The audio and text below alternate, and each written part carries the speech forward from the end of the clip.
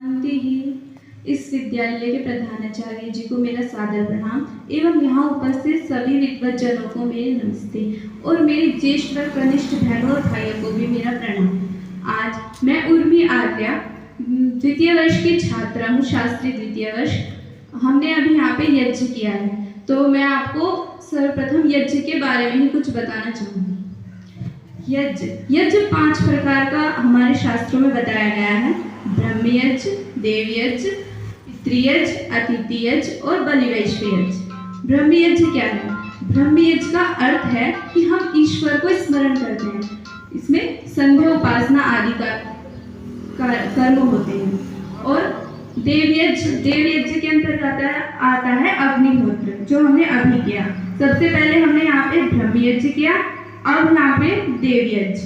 उसके पितृयज्ञ में क्या होता है? कुछ लोग कहते हैं कि पितृयज्ञ में हम अपने श्राद्ध करते हैं, अपने जो पितर हैं उन्हें भोजन देते हैं। पितृयज्ञ का वास्तविक जो अर्थ है, जो हमारे जीवित माता पिता हैं, हमारे दादा दादी हैं, उनकी हम सेवा शुश्रूषा करें, वो होता है पितृयज्ञ। अतिथि यज्ञ में हम अपने अतिथि का सत्कार करते हैं, जैसे कि हमारे देश की संस्कृति भी है अतिथि देवो भव। अतिथि हमारे देश की संस्कृति क्या कहती है कि अतिथि क्या होता है? देव के समान होता है। बलिवैश्व यज्ञ में हम जैसे गो, घोड़ा, कुत्ता, बिल्ली आदि को कल्याण करते हैं, उन्हें अपने भोजन का कुछ भाग देते हैं, आदि कर्म आते हैं। यज्ञ केवल मात्र यज्ञ का जो अर्थ है वो ये नहीं है कि बस हमने अग्निहोत्र कर दिया, यज्ञ हो गया। यज्ञ का अर्थ हमारे शास्त्रों में बताया गया है कि प्रत्येक वह कार्य अपने और दूसरों के लिए हित के लिए किया गया प्रत्येक कार्य यज्ञ है। यज्ञ में जैसे अब मैं आपको थोड़ा जो हमने अभी यज्ञ किया, संध्या उपासना, अग्निहोत्र, उनके जो मंत्र है उनका थोड़ा कुछ सार बताना चाहूँगी। जैसे हमने ब्रह्म यज्ञ में सर्वप्रथम मंत्र किए हैं। सबसे पहले गायत्री मंत्र, आचमन मंत्र, इंद्रिय स्पर्श, ये सब जो हमारे शरीर को यज्ञ क्या कहा गया? यज्ञ को कि यज्ञ क्या है? सर्वश्रेष्ठ कर्म है। यज्ञम वै श्रेष्ठतम कर्म। अगर इस संसार में कोई श्रेष्ठतम कर्म है तो वो क्या है? केवल यज्ञ है। श्रेष्ठ नहीं कहा यज्ञ को, न श्रेष्ठतर। यज्ञ को क्या कहा है? श्रेष्ठतम। जैसे 3 श्रेणियां हैं, उसमें भी श्रेष्ठतम। इसलिए जैसे हमारे यज्ञ में क्या आता है? मनसा परिक्रमा के जैसे 6 मंत्र हैं।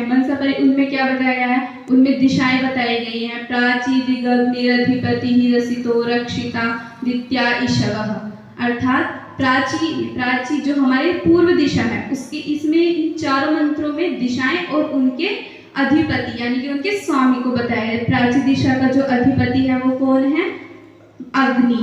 और दक्षिणादिगिंद्रोधिपति रसिता पितरश्च उपासते। इसमें क्या होता है कि जो दक्षिण दिशा का जो अधिपति है वो है इंद्र। प्रतीचि हमारी प्रतीचि दिशा का अधिपति कौन है?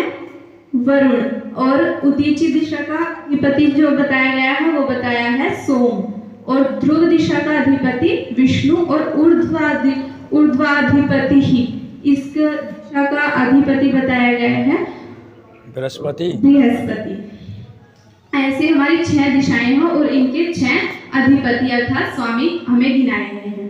उसके बाद हम देखते हैं एक आता है, करते हैं हम ईश्वर स्तुति, प्रार्थना, उपासना। तो इसमें 3 शब्द हैं: ईश्वर की स्तुति, प्रार्थना और उपासना। इनके तीनों के अपने अलग अलग महत्व हैं। ईश्वर की हम क्या करें? स्तुति का क्या अर्थ है? कि जो चीज जैसी है उसको वैसा वर्णन करना, अर्थात ईश्वर जैसा है उसके गुणों को हम वैसे ही वर्णन करें, वो होती है स्तुति। द्वितीय है प्रार्थना। प्रार्थना क्या होती है? महर्षि दयानंद जी अपने सत्यार्थ प्रकाश में लिखते हैं कि व्यक्ति जब अपने पूर्ण प्रयास के बाद किसी कार्य को करने में असफल हो जाता है, अर्थात वह किसी कार्य को करने में अपना 100% लगाने के बाद भी असफल हो रहा है, तो वह अपने से अधिक सामर्थ्यवान व्यक्ति से प्रार्थना करता है। हमारे सबसे अधिक सामर्थ्यवान कौन होता है? सबसे अधिक सामर्थ्यवान परमात्मा, परमपिता परमेश्वर है। तो इसलिए हम यदि अपना प्रयास करने के बाद भी असफल होते हैं तो हम उसे प्रार्थना कहते हैं। कहते हैं अपने से अधिक सामर्थ्यवान। तीसरा शब्द है यहाँ पे उपासना। उपासना का क्या है? जैसे हम सभी पढ़ते हैं हिंदी व्याकरण में, आपने पढ़ा होगा प्रत्यय और उपसर्ग। तो यहाँ पे कायदे उपसर्ग है, प्रवचन के बाद ही होना चाहिए। शब्द का क्या अर्थ है? अगर व्यवस्था ऐसी तो बीच में और क्या है? यही करेंगे उपासना इनकी व्यवस्था है, हम नहीं बताएंगे। हम ईश्वर के समीप बैठे, ये आपकी है। तो इन तीन शब्दों का अपना अर्थ है ईश्वर की स्तुति, प्रार्थना और उपासना है। इसके वजह से इसमें पूरे ईश्वर स्तुति, प्रार्थना, उपासना में 8 मंत्र हैं जिनके अपने अपने अलग महत्व हैं। जैसे पहला मंत्र हम ले विश्वानि भद्रम तन्न आस्तु। इसमें क्या है? हे विश्वानि देव, विश्वानि देव अर्थात हे विश्व के देव, हे ईश्वर, यद भद्रम विश्वानि देव दुरितानि सवितः, जो मेरे सारे दुर्गुण हैं उन्हें आप हर लीजिए। और यद भद्रम, जो कुछ इस संसार में भद्र है, भद्र कहते हैं कल्याणकारक जो वस्तु है, उसे मुझे प्रदान कीजिए। इस जैसे ऐसे ही आगे के मंत्रों में बहुत ईश्वर की व्यापक व्याख्या है। और जैसे यहाँ पे एक मंत्र और आता है हमारी संख्या में, बताना चाहूँगी आपको। नमस्कार मंत्र। ओम नमः शंभवाय च मयूभवाय च नमः शिवाय च मयस्कराय च नमः शंकराय च नमः शिवाय नमः शिवतराय च। कुछ गलती सी हो गई, पर इस मंत्र का अर्थ है यहाँ पे ईश्वर को नमन किया गया है और उसके विशेषण, जैसे हिंदी में पढ़ते हैं ना विशेषण और विशेष्य, तो विशेषण है ईश्वर का क्या है? शंभवाय च। शम क्या होता है? कल्याणकारक। क्या कि जो हमारे सुख प्रदान करने वाला कल्याणकारी ईश्वर है, हम उसे नमन करते हैं। जो हमें सबसे श्रेष्ठ सुख की प्राप्ति कराने वाला ईश्वर है, हम उसे नमन करते हैं।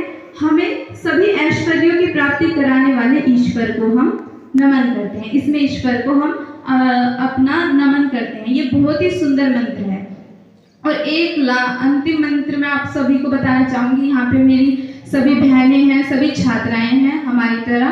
तो एक मंत्र जो हमने अभी देवी अग्निहोत्र में किया था, ये मंत्र जो है इसमें बुद्धि के बारे में बताया गया, मेधा जिसे कहते हैं बुद्धि। तो इस मंत्र का अगर आप रोज अपने, जैसे रात को हम सोते हैं तो अगर जप करें तो अवश्य ही आपकी बुद्धि बढ़ेगी और अच्छे कार्य मिलेंगे। ये मंत्र है ओम या मेधाम देवगणः पितरश्चोपासते तया मध्य मेधयाग्ने मेधाविनं कुरु। इसमें क्या है कि या हम मनुष्य ईश्वर से प्रार्थना कर रहे हैं कि या मेधाम देवगणः पितरश्चोपासते, जिस मेधा को मतलब जिस बुद्धि को देवगण और हमारे जो पितर हैं वो उसकी जिस बुद्धि की हमारे देवगण और पितर उपासना करते हैं, तया मध्य मेधया, ऐसी बुद्धि ऐसी मेधा अर्थात सुमेधा, अच्छी मेधा। वो नहीं कहा सुकार, सु का अर्थ क्या होता है?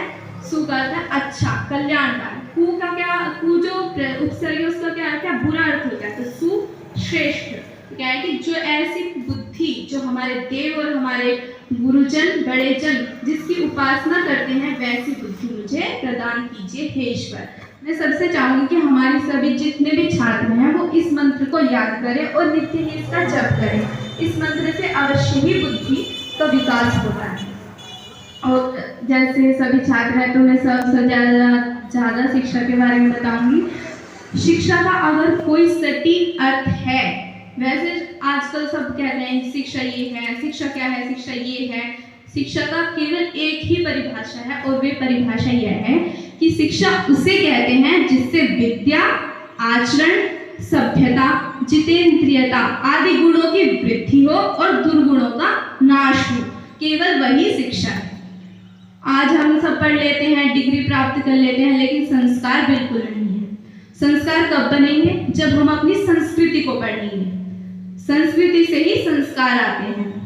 अब क्या करते हैं लोग, बड़े बड़े इतने स्कूल खुल रहे हैं, उनमें क्या होता है इंग्लिश की पढ़ाई करते हैं। बच्चे साइंस भी पढ़ लेते हैं, साइंस पढ़ने में कोई बुरी बात नहीं है, दिमाग खुलता है, अच्छी बात है। लेकिन हमें साथ ही साथ अपने ग्रंथों को भी, महर्षि दयानंद ने कितना अच्छा ग्रंथ लिखा है सत्यार्थ प्रकाश, उन्हें पढ़ना चाहिए, उनके बारे में चिंतन करना चाहिए, मनन करना चाहिए। यज्ञ में देखो, मनन से एक बात याद आई।